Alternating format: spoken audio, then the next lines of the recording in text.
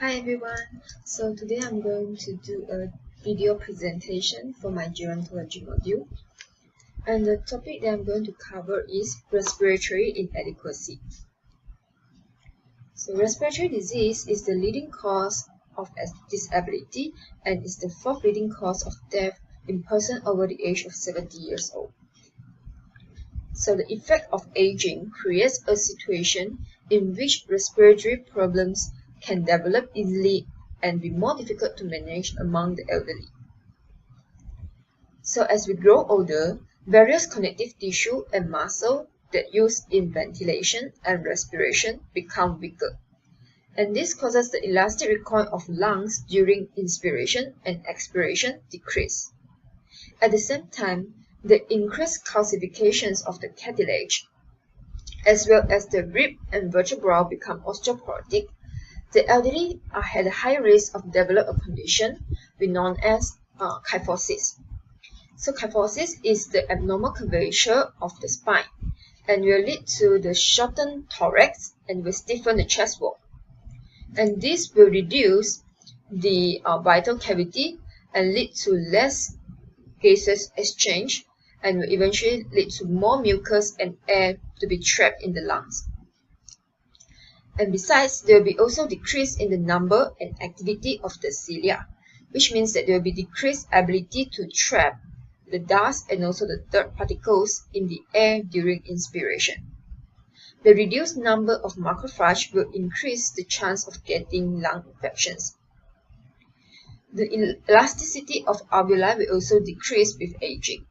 So as the alveoli expand progressively, the wall becomes thinner, and this will reduce the surface area for gaseous exchange.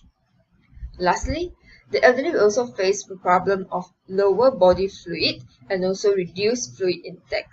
And this will dry up their mucosa membrane and cause the mucus to be more difficult to be expelled and lead to the formations of the mucus plug and eventually will cause the lung infections. So as a result of all these changes, older people are at the increased risk of getting lung infections such as pneumonia and bronchitis, shortness of breath, low oxygen level, and the abnormal breathing patterns resulting in problems such as sleep apnea. As the risk of getting respiratory problem is very high among the elderly, it is important for us to incorporate some of the preventive measures or health promotions in the care plans. So for elderly who are aged more than 65 years old, they are encouraged to take their pneumococcal and influenza vaccines. They should also avoid the direct contact with individuals with respiratory problems because of their weakened immune system. Besides, they are also encouraged to do deep breathing exercise for several times a day to promote the lung expansion. As we all know, smoking is the major contributing factors that can cause respiratory problems. So smoking cessation is the best preventive measures that need to be taken in consideration. Next is immobility. As elderly always faced with the problems such as stroke, fractures, weakness, and depression, and all these conditions will lead to a decrease in their mobility.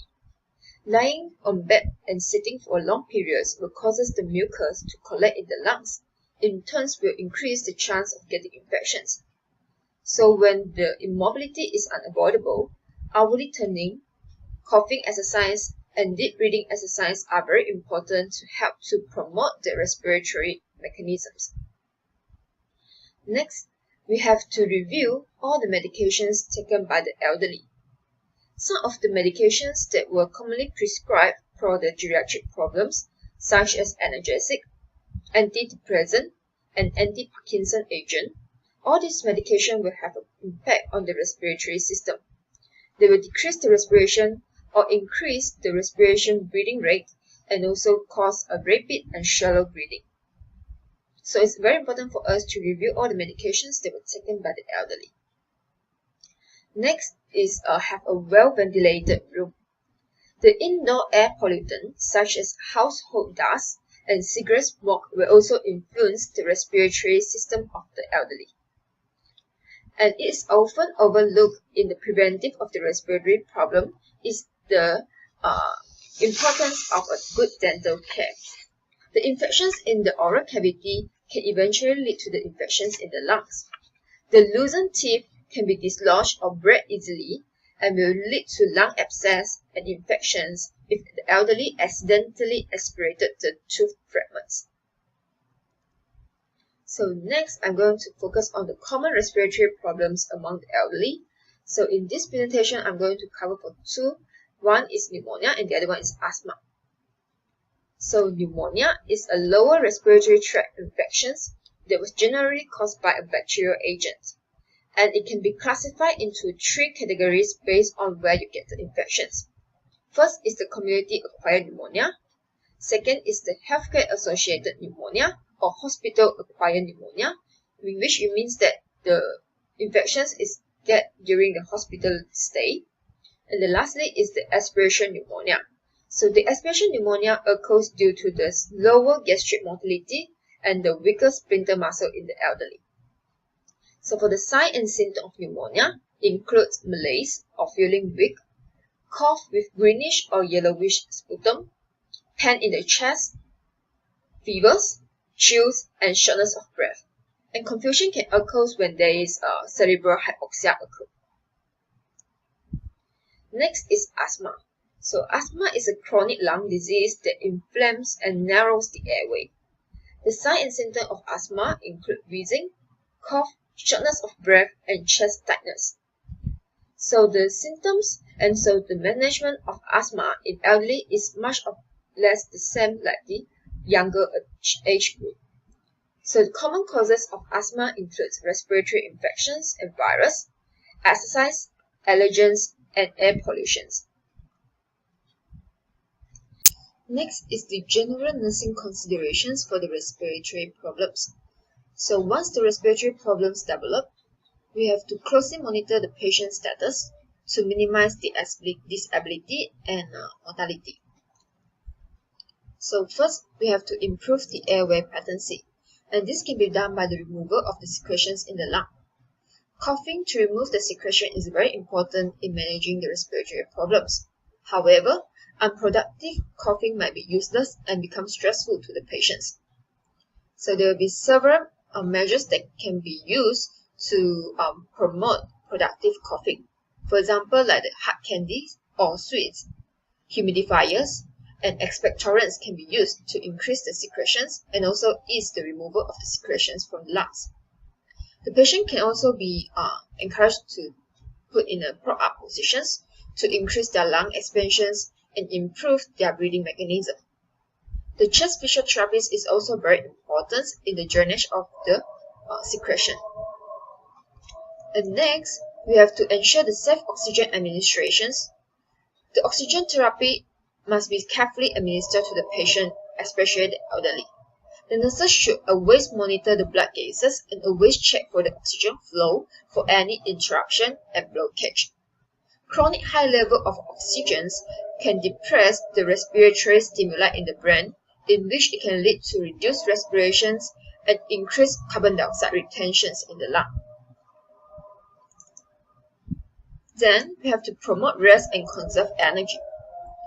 As having respiratory problems can lead to fatigue and weakness, we have to encourage the avoidance of overexertions and encourage the elderly to have rest period in between of their activities. After that, we have to promote the fluid intake. The elderly are encouraged to take at least 2 liters of fluid a day, if no contraindications, because adequate fluid intake can help to lose the secretions in the lungs. Next is to maintain the nutritional status of the elderly. Weight loss can occur rapidly in patients with respiratory problems due to the energy expenditure needed to breathe.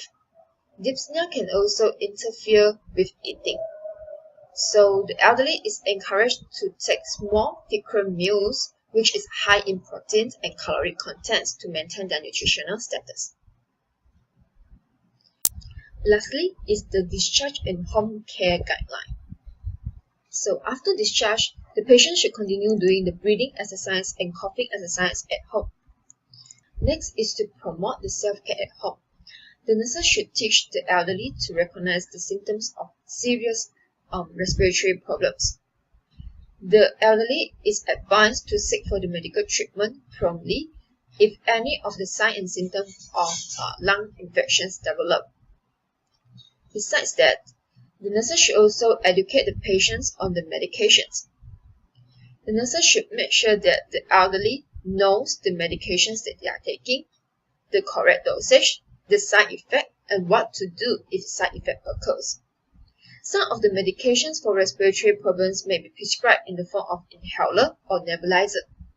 However, inhaler might be troublesome for some of the adults. Therefore, proper instruction of use on the equipment should be given. Written demonstrations are also encouraged. Next is the education on home oxygen therapy. With the increasing number of patients being discharged home together with the oxygen therapy at home, it's very important for the nurses to assess the knowledge and understanding of the patients and the caregiver on the oxygen therapy. Information should be reinforced and supervision should be done so that to make sure that the patients and the caregiver is competent and comfortable with the oxygen therapy at home. Next, we have to provide encouragement to the patients as well as the caregiver. Respiratory problems can be frightening and increase the anxiety level, especially during the periods of dyspnea. Patient respiratory problems may require psychological support and reassurance. Therefore, the patient may need a complete understanding and management of their disease to reduce their anxiety level. Lastly is the prevention of recurrence. So the smoking cessation is the most important preventive measure of developing the respiratory problems. The patients who are aged more than 65 years old are encouraged and advised to get their pneumococcal vaccines. Hand washing and having a good dental hygiene are also very important in order to reduce the risk of getting the respiratory disease. Overall, the normal physical changes with aging result in a greater risk of developing respiratory problems. Therefore, careful attention to early detections and prompt treatment is necessary to reduce the morbidity and to promote as much health as possible. So these are the references that I use when doing my mind mapping. And that's all my presentation for today. Thank you for watching.